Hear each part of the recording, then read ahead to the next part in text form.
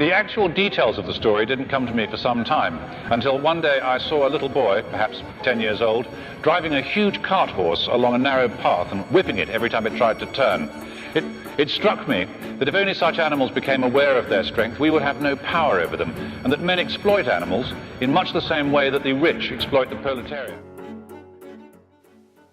Animal Farm is a story about animals, but its deep underlying meaning is actually a symbolic representation of any human society. More specifically, this society is one that is an indirect allusion to the Soviet Union during the Russian Revolution. Napoleon, the leader of the farm, could be seen as Joseph Stalin, a powerful communist ruler of Russia from 1924 to 1953. The pigs could be viewed as the government, and the dogs as the military. Also, the animals may represent the working class of any society. Animal Farm takes place at a farm in England, fittingly named Animal Farm. The timing in which this novel is set to be in is never mentioned. However, considering the events mirror those of the Russian Revolution, one can presume Animal Farm was a story set in the times of 1917 to 1945. The farm is comprised of many different farm animals, yet it is the pigs, using their symbolic 7 commandments, that rule the farm. The pigs carry on the theme of the exploitation of power throughout the novel, as they manipulate their fellow farm animals into believing that they are looking out for the best in them. All animals are equal. Although, in reality, every move and decision they make is only to benefit them in the long run. There is no clear protagonist in Animal Farm, yet Napoleon portrays many characteristics that one would, since he is an essential piece to many of the main events throughout the novel. Napoleon is a very deceptive, devious, and power-hungry character, with a goal to take ultimate control over the farm. The foil to Napoleon is the spirited and expressive Snowball. The two characters have a relational conflict between them. Their argument began over a dispute about self-defense against a possible attack by the humans. Snowball proposed a rational solution of communicating with surrounding farms to get more animals on their side, whereas Napoleon felt that violence was the only answer, and the animals should instead gather as many firearms as possible. Much like Atticus Finch and Bob Ewell from Harper Lee's novel To Kill a Mockingbird, Snowball and Napoleon both have extremely different views on how to approach certain situations.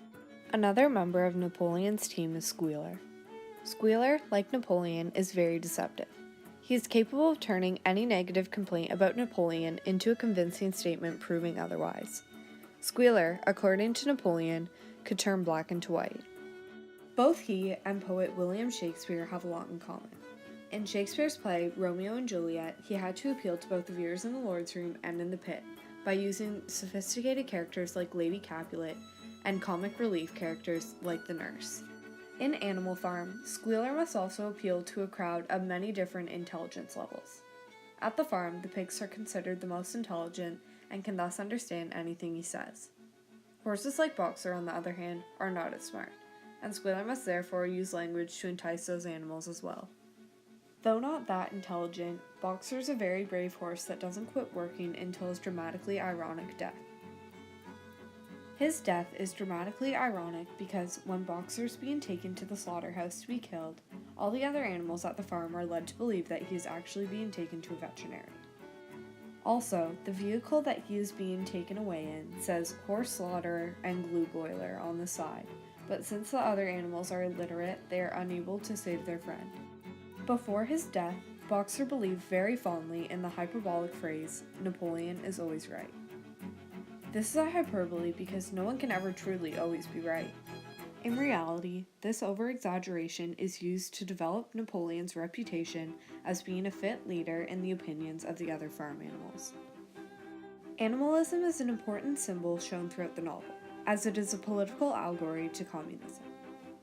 Communism is an often misconstrued society, in which everyone is told that they are equal, yet in reality, the society is often divided between the rich and the poor, leaving no middle class. In Animal Farm, Napoleon told the other animals that they were all to be treated equally, as it is one of their commandments, although he ends up using his power to become what one would call the rich, leaving the rest as the poor. In William Shakespeare's play, Romeo and Juliet, this same premise holds true, since in the 16th century, when the play was written, there was no middle class as well. During this time, the poor were often deprived of many things such as a proper education, a commodity in which only the wealthy had access to. Another symbol in the novel is the windmill. The windmill represents all the manipulation caused by the pigs throughout the novel. For example, despite the physical need for shelter and food felt by all the farm animals, the pigs convince the others to spend their time building a windmill. The pigs manipulate their farm into thinking of all the many benefits to be had from this structure. Yet this plan, in reality, will only have benefits towards the pigs, and is sequentially unnecessary labor for the animals.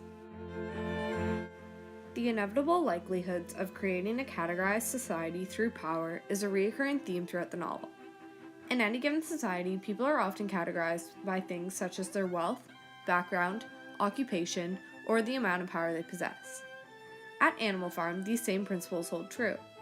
In the beginning of the novel, when Mr. Jones, the previous human owner, still had possession of the farm, the pigs were already held to a higher standard in his eyes, and thus in the eyes of the other farm animals as well.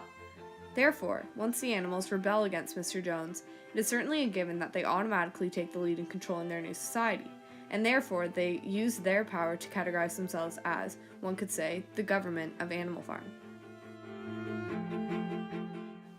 Another recurring theme in Animal Farm is the hardships of having a gullible working class. In the novel, the pigs often change the 7 commandments to fit their needs. Since they're well aware that the other animals can't read and remember as well as them, they would change the commandments at night in hopes that no one would even notice. Also, the pigs take advantage of the fact that none of the farm animals have the courage in themselves to speak up and say anything. As one can see, Napoleon is very manipulative and unjust.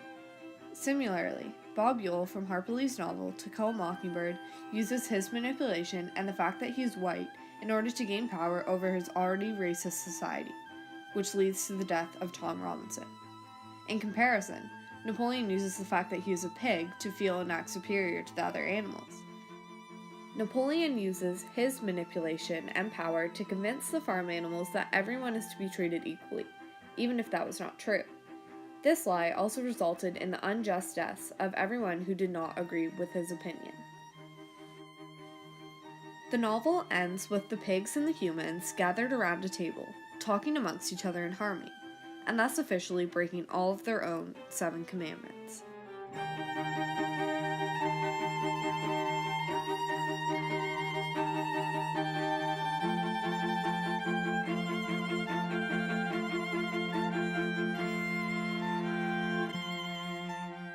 This event left a fearful and hopeless tone in not only the eyes of the reader, but to all the other farm animals as well, who had just caught them in the act. The farm animals, like the working class during the Russian Revolution, did anything possible for their leader in hopes of creating a better society for all, only to have that whole premise eventually blow up in their face, thus proving that by using propaganda and fear, the novel shows how even a revolution with intentions of total equality can devolve in an oppressive state. Power has a tendency to corrupt, and as Napoleon's regime gained power and privilege, corruption increased as well.